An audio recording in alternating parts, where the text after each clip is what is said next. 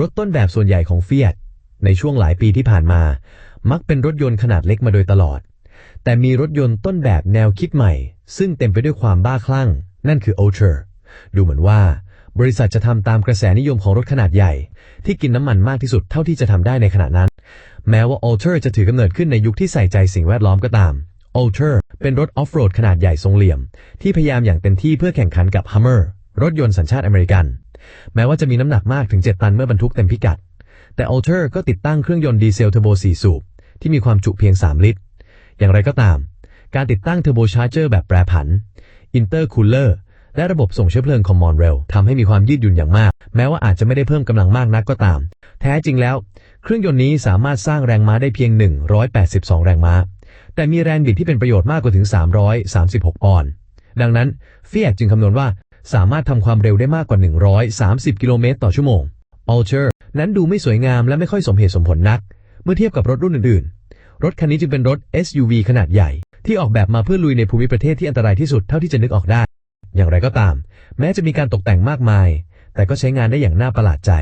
เนื่องจากระยะห่างจากพื้นถึงตัวรถสูงถึง50เซนติเมตรซึ่งน่าจะสามารถขับบนทุกสภาพพื้นผิวได้ Fiat อ้างว่ายังสามารถขับลุยน้ำลึก85เซนติเมตรหรือหากเพิ่มท่อต่อเข้าที่ท่อ ID และไอเสียก็จะสามารถลุยน้ำลึกถึง 1.5 เมตรได้อย่างสบาย Before Fiat went through these dark days, though, it unveiled a concept which was nothing less than barking mad, the Oltre. It seemed that the company was just following the then current fashion for overblown monsters that used as much fuel as possible, despite the Oltre being born into an otherwise eco-conscious age. Doing its best to take on the Hummer at its own game, the Oltre was a huge, boxy off-roader that looked as though it had come straight from the heart of a war zone. Despite weighing up to 7 tons when fully laden, the Oltre was fitted with a 4-cylinder turbodiesel engine that displaced just 3 liters. However, the fitment of a variable geometry turbocharger, an intercooler, and common rail fuel delivery meant there was a huge amount of flexibility on offer, if not necessarily all that much outright grunt.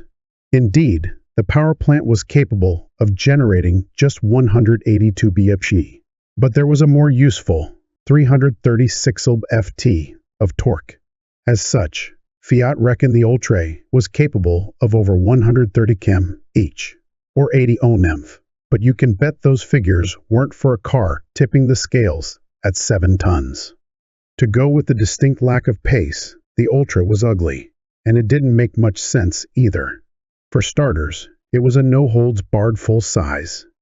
SUV designed for tackling the most inhospitable terrain imaginable. Yet it was fitted with massive chromed wheels shod in low-profile tires, perfect for rappers and football stars, but definitely not for invading armies. However, despite an excess of bling, it was surprisingly functional, as the ground clearance was a generous 50 km, which should have enabled just about any terrain to be crossed. Indeed, Fiat claimed that an 85 cm deep Ford could be traversed, or, if extension pipes were added to the intake and exhaust, it was possible for the Oltre to wade through water an impressive 1.5 meters deep.